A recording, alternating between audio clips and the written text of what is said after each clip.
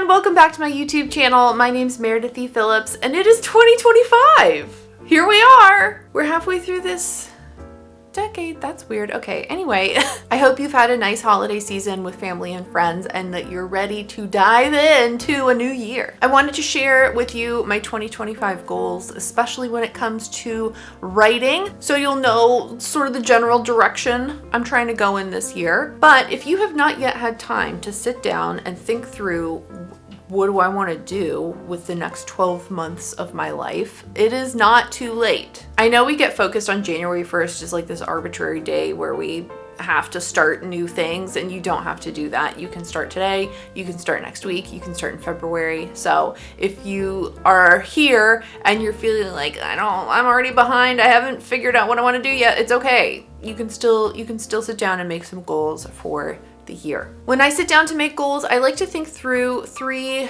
different kinds of questions for myself. And so I'll share those here real quick with you just in case it's of any help. So the first question is pretty straightforward. It is, what do you want to accomplish? What is the end result that you were aiming for? The second question is, what do you need to accomplish that goal? Do you need some kind of actual physical, tangible thing? Do you need a certain kind of schedule in order to achieve it? What do you need? And then the third question is, where or how are you going to get the thing you need in order to accomplish the goal? So for example, one of my goals from last year, and it's going to be one this year too, was to invest in myself as a writer. What did I need to accomplish that goal? I needed money because I was planning to take classes or workshops or that kind of thing, and generally those cost some money. So I needed money. And then where or how was I going to get money? I had basically planned to use AdSense revenue from YouTube or any other kind of gifted funds in order to fund that goal for myself. So let's go ahead and dive into my 2025 goals. As I was making this list, I was like, this sounds familiar because I feel like a lot of these are pretty much exactly the same as last year. It's just going to be focused on a different project. And of course, all of this is very subject to change depending on how querying goes. Obviously, if I get a literary agent this year, I should probably say that really quick. That's such a annoying word. Okay, anyway, if I get an agent this year, the goals will have to shift and change with that, but this is what I've got planned so far. So the first goal is to finish up the Smooch Pit mentorship program in mid-February with a completed or nearly completed, polished manuscript. It would be great if I finished it and the project was actually ready to be queried. I feel like I might need a little more time beyond mid-February to do maybe a polishing pass, incorporate beta reader feedback. Stay tuned for that. But the big goal here is to send that book off into the query trenches by the end of March, the end of the first quarter. Once that project is done, that'll feel weird, but I'll have to start working on something new. I think I know the project I'm probably going to be working on. I'm still kind of open to suggestion, but I think I know what I'm going to be aiming for. And the big goal with whatever new project I start is to have it in a revised state so that I can send it to beta readers by the end of 2025. That might be a little bit of a stretch. We will see, but that's the goal I'm setting for myself. Like I said earlier, one of my other goals is to continue investing in myself as a writer. This has been on my goal list since 2023, and I think it's really important to continue educating yourself on the writing craft. But I also think it's really fun. This has been a really fun goal for me to have each year. I enjoy taking classes, going to workshops or conferences, all that kind of stuff. And so it's on the goal list again. And honestly, that is about it for writing, which that doesn't seem like that much, but I don't know if you know this, writing and revising a book is kind of a lot of work. And it does take a lot of time. So I think that'll keep me busy for the majority of 2025. I do have some personal goals. I'm not going to go into those. I feel like they're pretty much the same every year in terms of we want to do a house project or something like that. So anyway, I've got some other stuff. I'm not going to go into that because it really doesn't have anything to do with this channel. I have a new category though, a new category of goals. and it is a business category. Ooh. So let's chat about that for a second. So obviously the big audacious dream is to sell my book to a big 5 publisher for $1 billion and be able to support myself fully on writing books. However, I am a very realistic person. I know the numbers, and I just know pure numbers show that that is not a very realistic goal to have. There are authors who have been writing for decades and they make money from their books, but it's not enough. It's not like a livable wage. So I know that that is generally unlikely. A lot of writers have day jobs or other things that they do to make money for themselves. And hopefully my books will eventually make me some money, but they most likely will not make me all the money I need to pay my mortgage and my electric bill. So in the meantime, what do I do to get money? So of course I do have my day job. I work for a small business that sells office supplies to the federal government. It's fine. It pays my bills. It is a very secure job too. I would have to do something seriously horrific, probably multiple times before my boss would fire me. However, it's a business owned by a married couple. They've owned the business for decades now, and they are at retirement age. And for a variety of factors that I don't need to go into here, I do believe that they are going to want to retire in the next couple years. Once that happens, I really don't know what their plan is for the company. I assume that they'll try to sell it. I don't know how that works.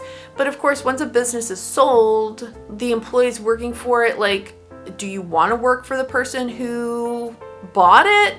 Are they gonna actually hire you? There's a lot of unknowns there, right? It doesn't guarantee me anything. So I really need to be looking now for another way to earn money for myself. Getting another job is obviously another option, but I'd really like to do something I enjoy. And the things I feel like I'm qualified for are not really things that bring me a lot of personal fulfillment. I do have a college degree in education.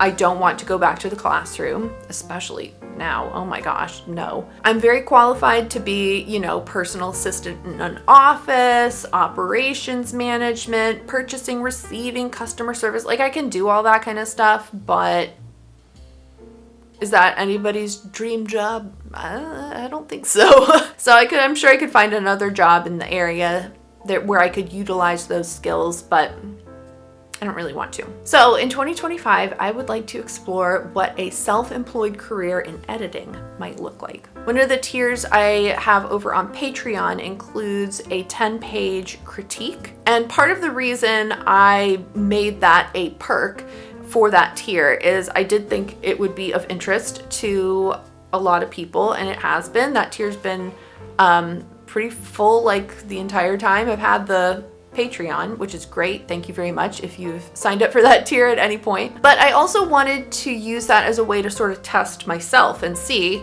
you're going to have people sending you stuff in all kinds of different genres, and they're going to ask for different kinds of things in terms of the feedback they give you.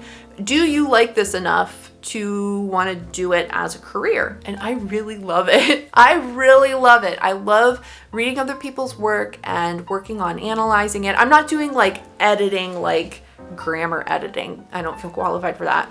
I'm doing a variety of different kinds of critique partner level stuff, beta reader level stuff, that kind of thing. But I really love reading through it, giving suggestions, feedback, hopefully leaving some encouraging and positive comments too. I find that very fulfilling. So in 2025, I want to take the next step and actually take some classes. There are a ton of different organizations, companies that have classes for editors, but I think what I'm going to start with are some classes through the EFA, which is the Editorial Freelancers Association. This is an internationally recognized organization that started in the 1970s. I'll link them below in case you want to check it out, but they have a wide variety of classes, from intro beginner courses all the way up through really advanced stuff. They have really niche kind of editing related classes, which have been really interesting, things that I didn't even think were a thing, and they are, but they have classes for it. So what I'd really like to do is take an introduction to copy editing class. I think that might be what I'm interested in. We'll see. But I figured an introductory class will do two things. Number one, it'll show me, do you actually like this enough to want to learn more? Number two, if I end up hating it, then I will know that and I will pivot and choose something different. But it'll also, I mean, I figure it's a win-win situation. Even if I decide that copy editing is not what I want to pursue, I'll have more knowledge for myself to apply to my own writing, right?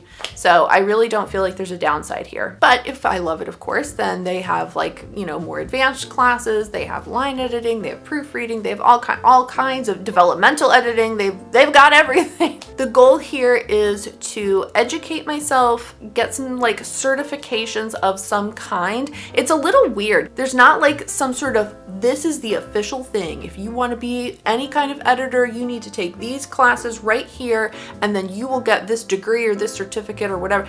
It's not like that. Freelance editors have all kinds of different qualifications.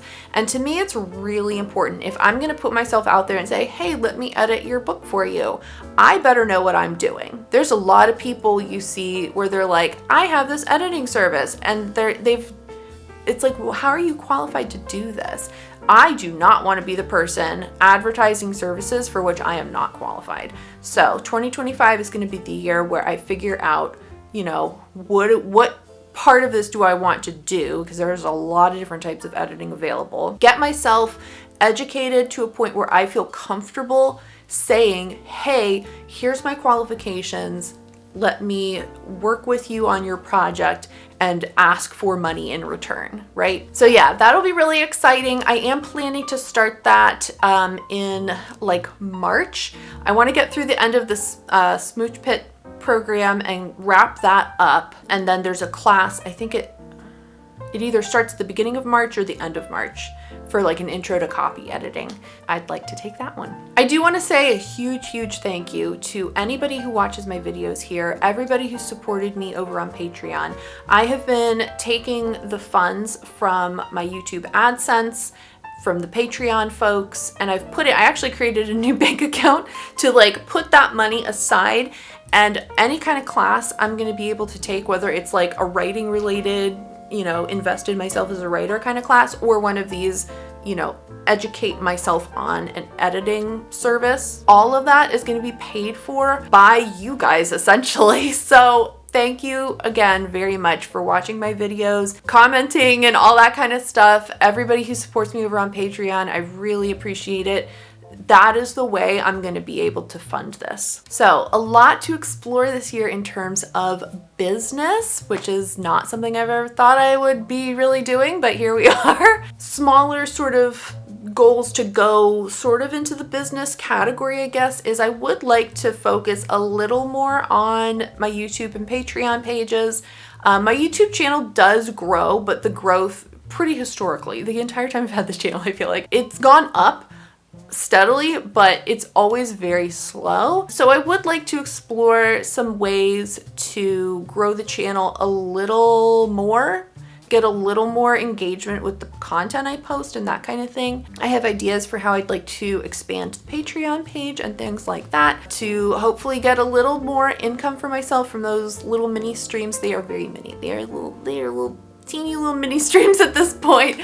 But again, like the more I can earn from those platforms, it'll all go into that one bank account, and then that is going to fund hopefully some bigger business enterprising things. So that's it.